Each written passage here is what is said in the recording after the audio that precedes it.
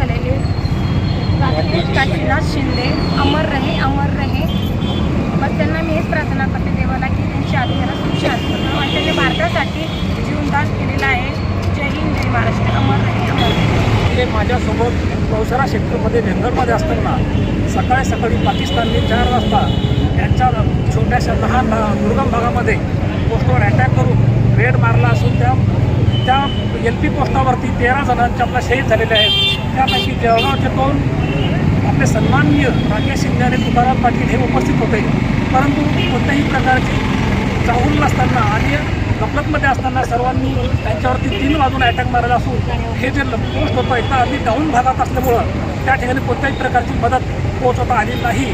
आणि त्यानंतर सर्व पोस्टांवरती फायर बंबारी चालू केल्यामुळे आरटीचा त्याच्यामुळे कोणत्याही आम्हाला कुठलीच हरकत करता नाही आली. त्यानंतर सकाळी 7 वाजता कळल्यानंतर की आपलं पूर्ण पोस्ट खतम झालेलं आहे. तेव्हा आम्ही तिथं जाऊन बघितलं तर त्या ठिकाणी सर्व चकनाचूर झालेला होता. पूर्ण बंकर ब्लास्ट झालेलं होतं. त्या ठिकाणी 13 जण शहीद झाले होते.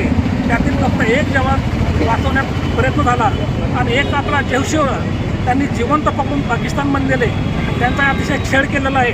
अजूनही त्या जयशिवचा कोणत्याही प्रकारे अजून त्यांचा सुगावा लागलेला नाही आहे. तरीसुद्धा त्यानंतर आम्ही 2 महिन्याच्या आतच पाकिस्तानच्या 3 पोस्टवरती अटॅक करून त्यांचे 3 पोस्ट नष्ट केलेले आहेत. या पोस्टमध्ये या सहभागामध्ये मी सुद्धा सामील होतो. परंतु मी पुढं जो खंबा पोस्ट आहे नौशेरा सेक्टरच्या एकदम फ्रंट साईडला त्या साईडला होतो.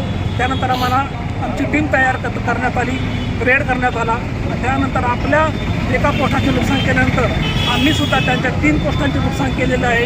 त्यांचासुद्धा भयंकर नुकसान केलेलं आहे. तरी पण आपले राकेश भाऊ आणि तुकाराम पाटील जळगाव जिल्ह्यासाठी सन्माननीय आहेत.